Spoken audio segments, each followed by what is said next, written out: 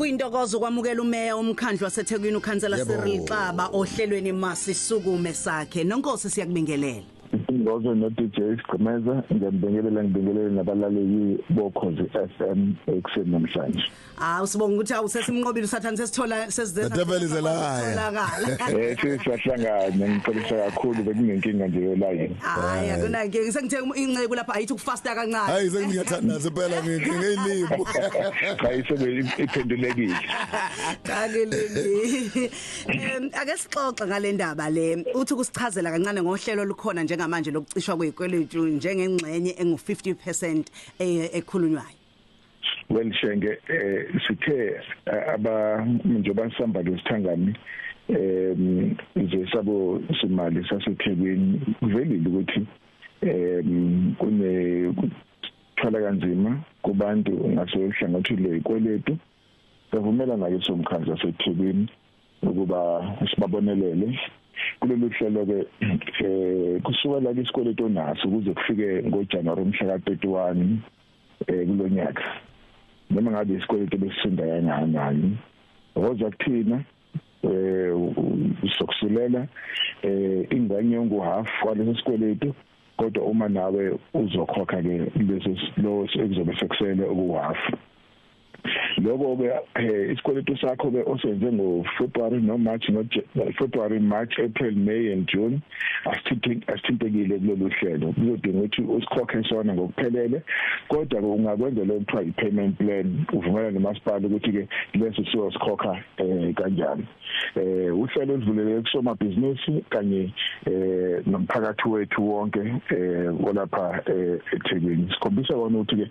umasipala ke olalelayo futhi nonakekelayo uma abantu bekhala indlela ke lesibabonela ngayo umphakathi wethu lapha eThekwini ukuthi beze phambili bazokhokha abantu bakhumbule ukuthi namanje sebakhuthaza ukuthi bakhokhela amanzi bakhokhela ugesi bakhokha ama-rates ngoba ikona lokho kusenza sibe nomfutho wokuthuthukisa idolobha lethu ayikho imali esithola kwenye indawo kodwa sikhokha kubakhokhi bentela.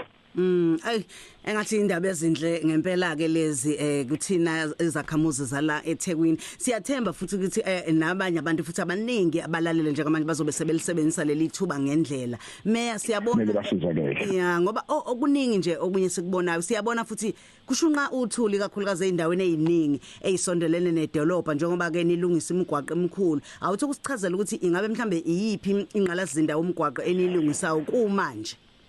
Ngibeke ekhulwini nami njengomeya wedolobha ukuthi imigaqo ebesikhathazekile lapha edolobheni laseThekwini siqale ukuyilungisa kunomgaqo ke othela wayeka Albert olapha kuAlbert Lithuli Highway usuke ezimbokotweni uzufike enkabeni edolobha sizosebenzisa imali engaphezulu kuka90 million rand ukuthi sulungise lo mgaqo siqalile inkontraka iyawusebenza kanjalo no-Alpine Road siphezulu kwawo uyasetshenzwa kunjalo nomgaqo futhi olapha ku-KE Masinga odlula ngasendlini izomsakazo okhozi nizobona nami kulenyanga kunemali ebekeceleni nje o5.5 million rand kanye nomunye kuthiwa umkhumbani no Rich View eminye imigaqo le esibeke esibalulile ukuthi izodinga ukuthi iqale isetshenzwe ilungiswe siyazama ukuthi ke siqhebe nama potholes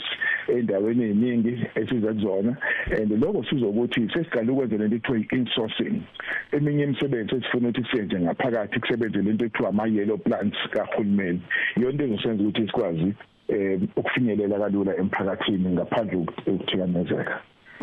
Babumeya sesivala nje uthina umlayezo ongawudlulisa kubantu ukuthi ke bangabi budedengu njoba singena manje esikhathini sasebusika ekusebenziseni umlilo ekushiseni umlilo ngesikhathi sasebusika ungathini kithi bethu sizama ukukhuthaza abantu bakithi baqaphele ukuthi bangasebenzisi impawula ngaphakathi babasimbawula endlini noma balayitha amakhandlela qede baphume bavala umnyango ngoba lokho kubabeka enkingeni yokuthi maliwa lekhandlela noma lempawula ivutha kushe indlu kakhulukazi abahlala endaweni esithi zi-informal settlement ibona bavamise ukuthinteka kakhulu vele kusho umjondolo wodwa kusho uthumeleke imijondolo eminingi siyabaqapheleke and basiphathe kahle sibanakele njengohulumeni and uma kuvela inkinga so that singaphisa ukuhlupheka kwabantu lapha eThekwini sifuna abantu baphatheke kahle ikona esingakubeka ke sibeke ekhulwini njengomasipala wethu